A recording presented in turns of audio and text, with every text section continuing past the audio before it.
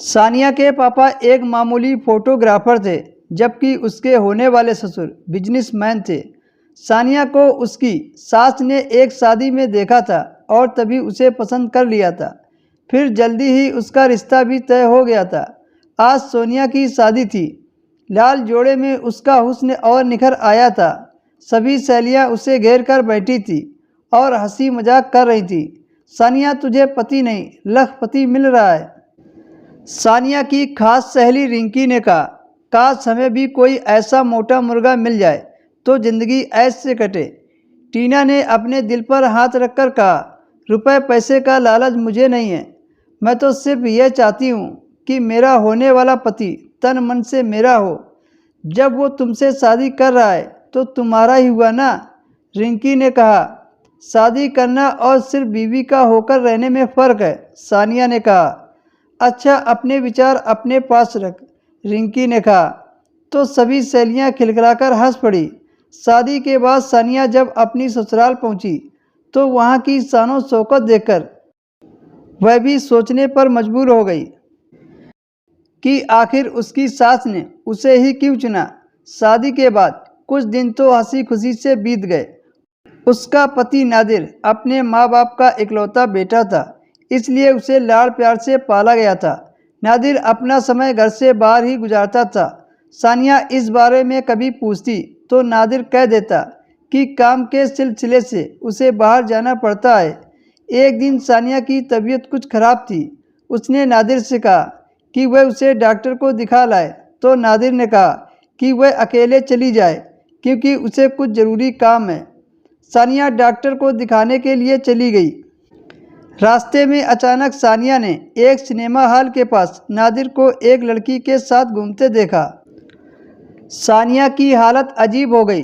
किसी तरह वह वापस आई। शाम को जब नादिर आया तो सानिया से पूछा, आप कहाँ थे? मैं काम के सिलसिले से बाहर गया था। नादिर ने साफ झूठ बोल दिया। मैंने अपनी आंखों से आपको एक लड़की के साथ घूमते देखा था। सानिया बोली। ओह, तो तुमने देख लिया? नादिर ने लापरवाही से कहा। कौन थी वो? सानिया ने पूछा। किस किस के नाम पूछेगी? मैं बाहर क्या करता हूँ, इससे तुम्हें क्या लेना देना?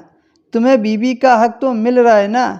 तुम्हारे इस रूप के बारे में सोच भी नहीं सकती थी। सानिया ने गुस्से में कहा, जैसे तुम दूध की धुली हो। शादी से पहले क्या क्या गुल खिलाए होंगे कौन जानता है। नादिर ने बेशर्मी से कहा। सानिया ने कहा, अगर मैं कहूँ कि मैं दूध की धुली हूँ तो इसका क्या सबूत है तुम्हारे पास? नादिर ने पूछा। सानिया ने नादिर को सवाल का जवाब नहीं दिया। उसने तय किया कि वह अपने सास ससुर को नादिर की हरकतों के बारे में सब कुछ बताएगी। आखिर उन्हें भी तो मालूम होना चाहिए कि उनका बेटा घर के बाहर क्या गुल खिलाता है। रात को सानिया दूध लेकर ससुर के कमरे की तरफ गई तो कमरे से आवाज़ आ रही थी। कहीं सानिया को नादिर की हरकतों का पता न चल जाए। ससुर की आवाज़ सुनकर सानिया के कदम दरवाजे पर ही ठहर गए। पता चल जाएगा तो कौन सी कयामत आ जाएगी। आखिर हम गरीब घर की लड़की इसीलिए तो लाए हैं। उसे अपनी ज़बान बंद रखनी होगी। उसका काम सिर्फ इस घर का वारिस पैदा करना है। सास ने कठोर आवाज़ में कहा। ससुर की बातें सुनकर सानिया हैरान रह गई। उसने सपने में भी नहीं सोचा था कि इतने ऊंचे घराने लोगों के ख्याल इतने नीचे किस्म के हैं।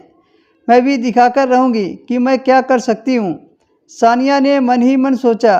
धीरे धीरे समय गुजरने लगा। इसी बीच सानिया कई बार अपने मायके भी गई, लेकिन उसने अपने माँ बाप से कुछ नहीं कहा। सानिया माँ बनने वाली है, यह मालूम होते ही पूरे घर में खुशी छा गई। गोद भराई की रस्म के लिए लोगों को बुलाया गया। सानिया कीमती जोड़े और जेवरात से लदी बैठी थी। गोद भराई रस्म के बाद सास ने सानिया की बलाएं ली और उसे गले लगाया। बहुत जल्द ही तू इस घर को वारिस देने वाली है। मेरे बेटे का चिराग इस घर को रोशन करेगा। मैं दादी बनूंगी। सास ने खुश होते हुए कहा। आप दादी जरूर बनेगी और इस घर को वारिस जरूर मिलेगा, लेकिन वह चिराग आपके बेटे का नहीं होगा। इस राज भरी बात को सिर्फ मैं ही जानती हूँ कि इस बच्चे का बाप आपका बेटा नहीं है, कोई और है। यह सुनकर उसकी सास के होश उड़ गए। सानिया ने भी अपनी सास से बदला ले लिया था, उसको सदमा देकर।